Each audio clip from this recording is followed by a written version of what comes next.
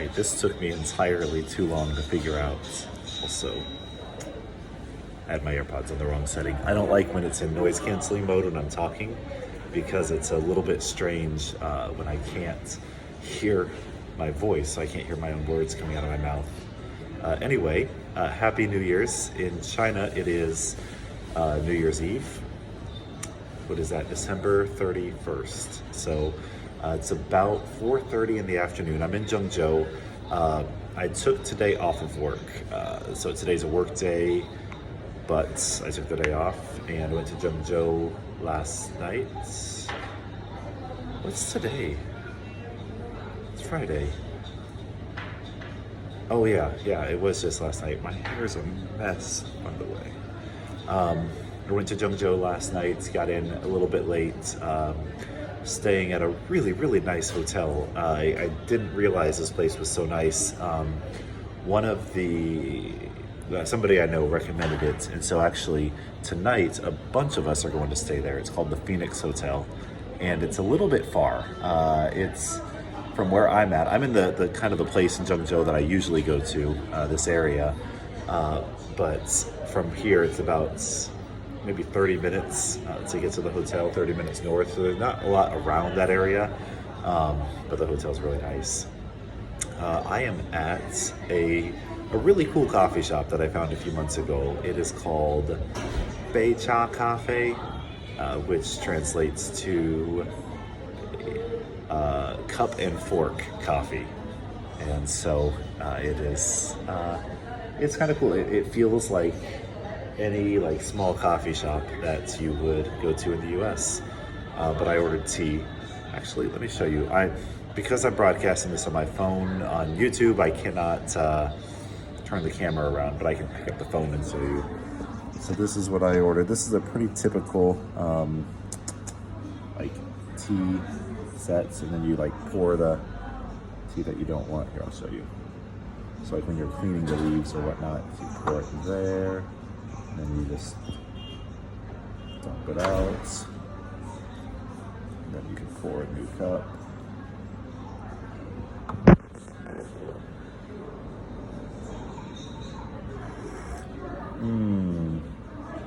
Delicious.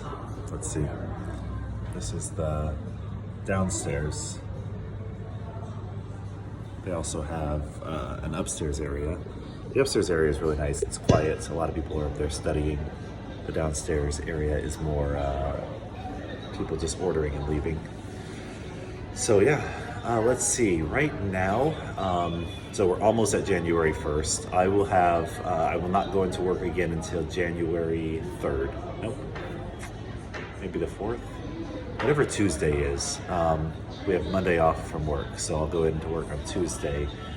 And then, let's see, our office is open until January 15th.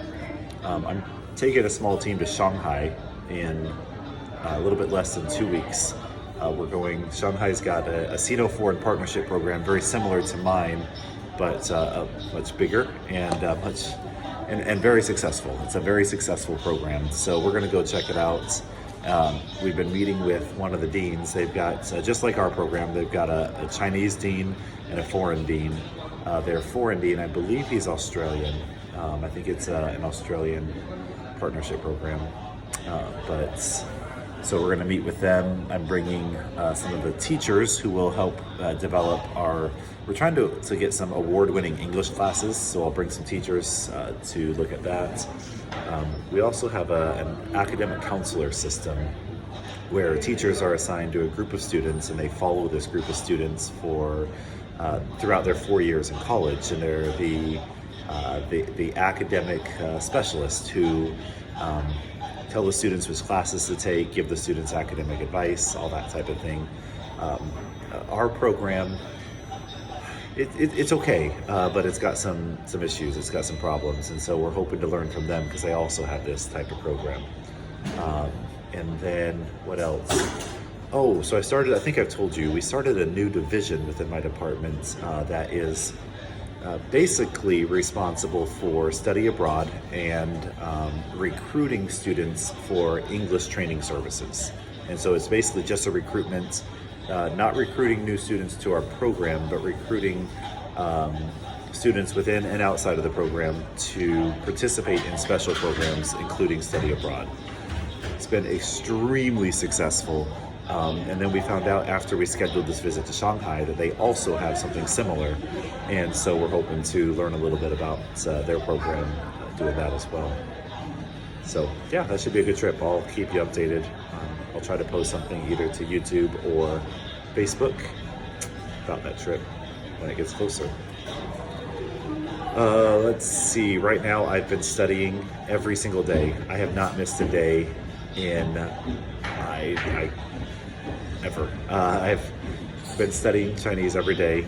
As you know, if you've seen any of my videos, the Chinese proficiency test, it's called the HSK test, Hanyu Shuiping Kaoshi. And so it's used to be, there's when I started studying, the test was the HSK 2.0, and there were 6 levels to that. But now they've updated it, and it's the HSK 3.0, and there's 9 levels.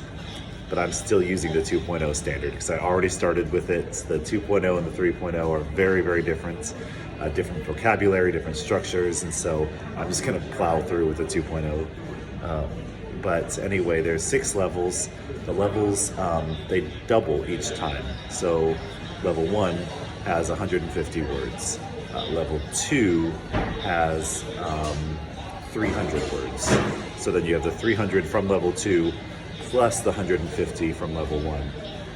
Level 3 has 600 words plus the 300 plus the 150. And so each one doubles the number of vocabulary words. Anyway, now I'm studying for level 4. And once you master level 4, you're supposed to be able to, so level 1 is nothing. It's identifying some basic sounds. Level 2 is like some very critical words, things like the bathroom, asking for the bathroom, or asking for food, or identifying family members, mother, father, etc. Level 3 is like survival conversation. So I can, with level 3, independently travel around China without needing a translator, but not have any like meaningful conversations. So I can say things like, please give me tea, or I need to book a hotel room, or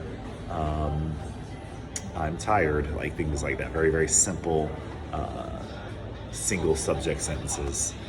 But then level 4, after you finish level 4, you can have pretty decent conversation with people. And so I'm really excited that I'm at that level. But it's really, really difficult. And I set some really ambitious goals. And so there are, how many words in this test? I think 1,200? Close. Yeah, I think so. I think it's 1,200 words. So the challenge is, while I'm learning all these words for the level 4, I'm also learning the grammar that goes with these words, and having to remember all the words and sentences and grammar that I learned from levels 1, 2, and 3.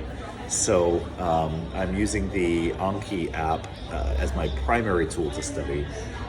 If you're not familiar with Anki, it's a spaced repetition flashcard app is all it is. And so I downloaded some flashcard decks that have, it's got like the Chinese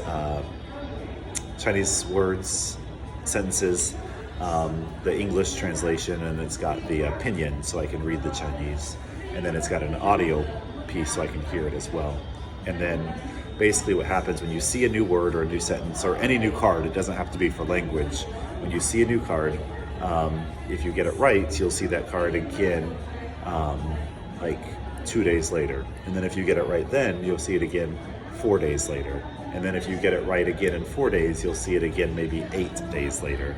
But then if you get it wrong, then maybe you'll you'll restart with that card. So you'll see it again the next day, and then 2 days later, then 4 days later. So it's reminding you of the cards right before you're about to forget. And the more you see it, the longer time you can go without needing to see it again before you forget. So that's how spaced repetition flashcards work.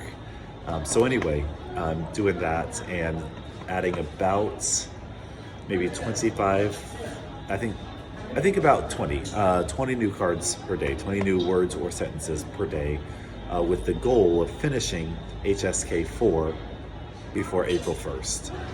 So that's turned into about, maybe 3 hours a day of study time while running my department and trying to have a social life. I'm just kidding, I don't have a social life.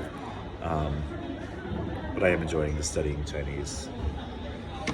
So yeah, we'll see what happens April 1st if I make that goal or not. Because of the way that spaced repetition apps work and just the way learning works, the challenging part about learning so many words so quickly is that it's not just you learn a set of words and then the next day you have a new one. It's you learn this set of words and the next day you have a new one, but then you have to review all the words you learned before. And so the longer you have that high of a number of words that you're doing, just the more difficult it gradually becomes. So, but I live in China, so I think it's important to learn, and it's kind of fun to learn it. Yesterday, it's not important. I was gonna tell you. I'll tell you the story because I already started. I called a taxi. China's version of Uber is called Didi, and so I called the Didi driver, and the Didi driver calls me. They always call you as soon as you order they don't just use the stupid GPS to go where they're supposed to go. They always call you to verify where you are, which I think is a little bit annoying, but it's fine, it's whatever. And so he calls me and I tell him where I'm at, obviously in Chinese. So I was at Xiase de Dongmer, which means I'm at the east gate of Xias, and he says, Xiase Dongmer? I say, sure, yes, that's where I am. And he's like, basically saying, are you sure that's where you're at? And I could see on the GPS that he's nowhere close to that. He's maybe a mile away still at this point. I was like, yeah, I'm sure. And then he just keeps talking and talking and talking. And I had an apple in one hand. I'm talking to someone else on the other side. And I'm like, I don't know what he's doing. So then I get out to where I'm supposed to meet him. He pulls up across the street, which is fine. So I cross the street real fast. As I'm crossing the streets, he calls me again. And I said in Chinese, I said, I'm right behind you. I'll be there in like 2 seconds. And he starts to pull away as I'm saying this. And he wasn't listening to what I was saying. He starts talking and he's like, basically saying he doesn't see me. And I was like, yeah, I know, I'm right behind you. But he's ignoring me. He's just like talking and pulling away. And so I'm saying like, stop the car. And it was super annoying. It's not a good story. I don't know why I told you that. But even though I'm learning, here's a lesson from that story. Even though I'm learning Chinese and I feel like I'm making progress, and I'm happy with the progress I'm making, my accent is very, very bad. And so some people are very, very patient with that, and they'll listen very carefully, and we can have decent conversations. There's somebody who lives very near me that I talk to, doesn't speak a word of English, doesn't want to speak a word of English, and we talk every day, and we have really good conversations. And then there's other people, like this taxi driver, that they hear the accent, they just assume that they're not gonna understand, and they don't even try. That actually happened to me at this tea shop too. I wanted to order hot tea. 我想一杯热茶. And it's a very, very simple order. Very, very simple. But they immediately, the person at the cash register doesn't reply, doesn't say anything in Chinese or English, just pulls out her phone and starts like typing something, and then shows me the translation. Says, "You want to order tea?" I was like, "Yeah." And then so I told them which one I wanted, and she doesn't reply because I'm speaking Chinese in all this, and just I was like, yes, just give me the tea. And so sometimes I experience that, which is fine, I guess, but it's a little bit disheartening when you want to practice the language and some people just absolutely refuse. But if you're watching this from the United States, one of the big differences in China is not a, I'm going to be careful how I say this. China doesn't have a lot of Americans, and so there's not a lot of engaging with people who might speak a different language, even though there are a lot of different dialects here, and many of the dialects are not mutually intelligible. And so, for example, in this area, people speak Hua. And Hua is very similar to standard Chinese, but it's, in my opinion, I'm not going to give my opinion about Hua. Because I'm going to put this video on the internet. But then, like Shanghai Hua, Shanghainese, the Shanghai dialect, is not. If someone's speaking that, you would not understand it. You know? And sometimes the dialects are just a really thick accent, but oftentimes they have completely different words. And so you'd think there'd be more people more used to engaging with just different languages, but that's not been my experience. So yeah. Oh, also, I don't know if you know this, but every day I'm getting a little bit older, and so I'm going to be 37岁, 37 years old in just a couple of weeks. And so I've been going to this place very close to here that like basically cleans your face and tries to make you look younger. It's not working. But they got me, they called me on Christmas. None of them speak any English. A lot of places I go, there's always at least one or two people that speak English really well, which is actually makes it difficult to practice Chinese when there's always someone there who wants to be helpful and who can speak English really well. But anyway, this place, no one speaks any English, but they called me and they said, "Hey, can you come in?" I was like, "No, you're more than an hour away and it's Christmas and I'm busy." They said, "Well, we got you a Christmas present." I was like, huh. So then I went in today and they got me this little, it's what do you call it? It's gingerbread cookies. Gingerbread cookies, and they got me a card. I can't read the card. That's my name. That's my Chinese name. Shen Mai Ce, which is kind of just a translation of my name. Shen for shank, Shen. And then Mai Ce. Mai Ce is Matt. So shank, Matt. And I really can't read most of this, but someday I can. I'll keep practicing. Anyway, I was supposed to be somewhere 6 minutes ago, so I'm gonna go to that. Thanks so much for watching. 再见.